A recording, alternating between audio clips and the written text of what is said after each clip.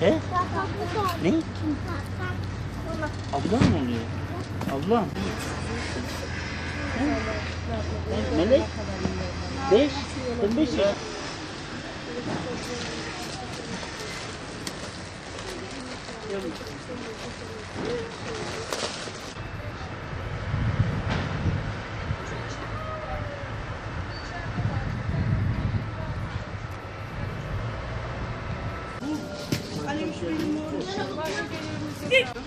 Benim yardımımı kestiler. Niye? Eşim var diye. Kaç sefer eşimin raporlarını getirdim, söyledim, anlattım durumumu.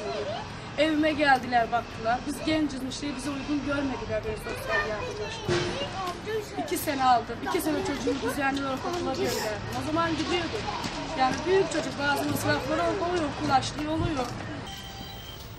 Şimdi burada mı kalıyorlar? Burada kalıyorlar. Banyo yok. Banyo doğru düzgün yapmıyor. Kaç çocuk var burada? 3 oldu. He? 3 çocuk. Geceler soğuk olmuyor mu burası? Olmuyor. Hı? Soğuk oluyor mu? Hı? Buz gibi.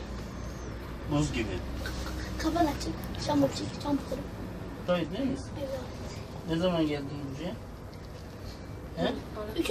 3 ay oluyor abi. 3 ay oldu. 3 ay olmuş. 3 ay olmuş. Yeni geldik dediler. Kardeşin var mı senin? Evet. Mutlak. Kendilerince bir şey. Hadi güzel. Sen... Anne nerede? Evde. Evde.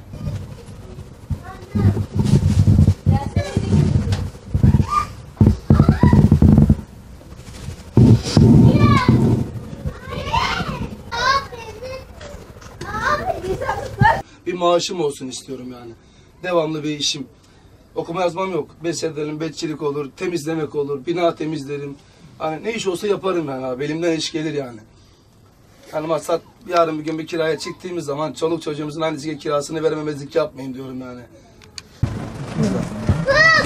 Kiraya çıkıyorum. Bayağı Akrabayız yani. Elektriğiniz var mı? Var. Var hocam.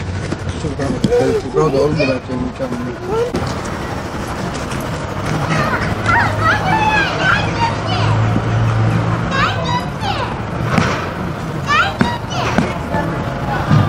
Biz 2-3 aydan beri buradayız. Daha önceden oturduk, gittik, geldik, memleketimize gittik. Orada da düzen kuramadık. Tekrardan buraya geldik yani. Çok düşkün durumdayız yani. Yardım istiyoruz yani.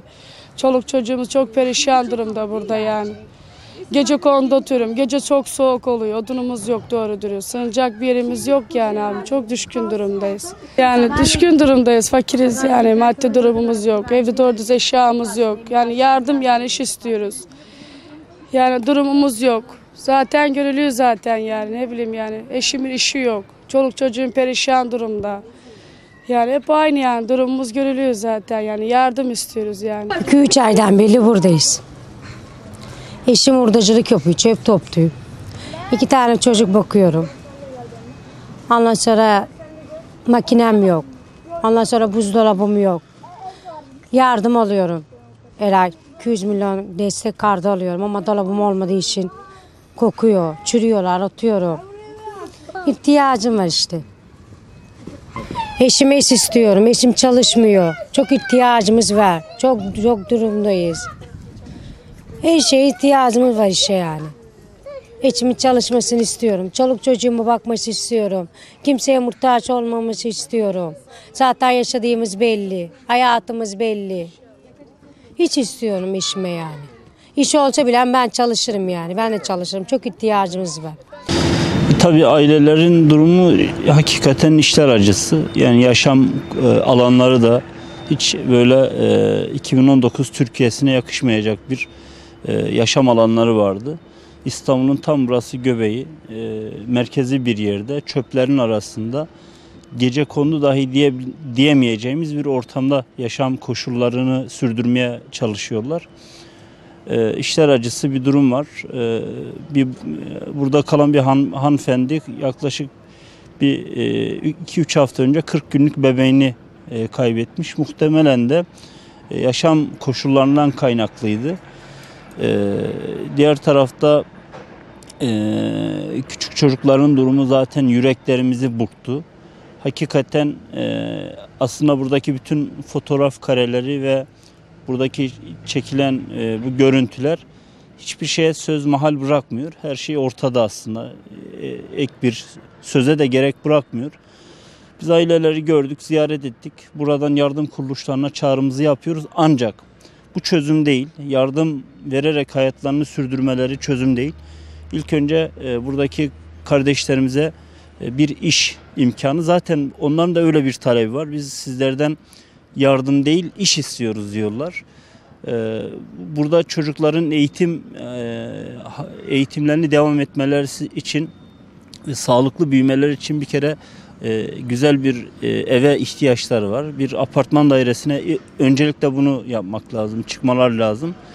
Ben biraz önce Vali Bey'i aradım. Özel kalemi kendisinin toplantıda olduğunu ifade ettiler. Muhtemelen gün içerisinde Vali Bey'le bu durumu görüşeceğim. Kendisine ailelerin durumunu ifade edeceğim.